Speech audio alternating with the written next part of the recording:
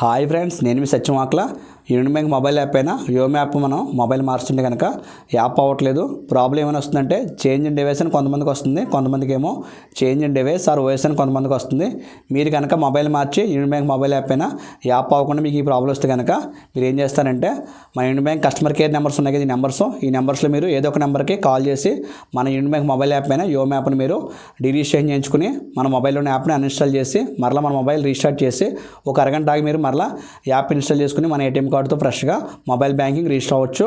లేదంటే మీరు అకౌంట్ ఉన్న బ్రాంచ్కి వెళ్ళి ఈ ప్రాబ్లం తెలియజేసి మీరు మొబైల్ యాప్ అని యోమ్ యాప్ని డిరిజిస్ట్రేషన్ చేయించుకుని మరలా మీరు యాప్ని అన్ఇన్స్టాల్ చేసి మొబైల్ రీస్టార్ట్ చేసి ఒక అరగంట ఆగి మీరు మరలా యాప్ ఇన్స్టాల్ చేసుకుని మన ఏటీఎం కార్డు తోటి మరలా ఫ్రెష్గా మీరు రిజిస్ట్రేషన్ అవ్వచ్చు. అంటే మీరు యూనియన్ బ్యాంక్ మొబైల్ యాప్ వాడుతున్న వారు ఒకవేళ మొబైల్ మారిస్తే కనుక ఈ ప్రాబ్లం వస్తుంది ఖచ్చితంగా. అప్పుడు వస్తే కనుక మీరు కస్టమర్ కేర్ కాల్ చేసి మీరు యాప్ని డిరిజిస్ట్రేషన్ చేయించుకోవచ్చు. లేదా మీరు మీ అకౌంట్ ఉన్న బ్రాంచ్కి వెళ్ళి మీరు మొబైల్ యాప్ అని యోమ్ యాప్ని డిరిజిస్ట్రేషన్ చేయించుకోవచ్చు.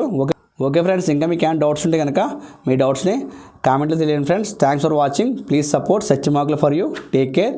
Bye bye. జై హింద్.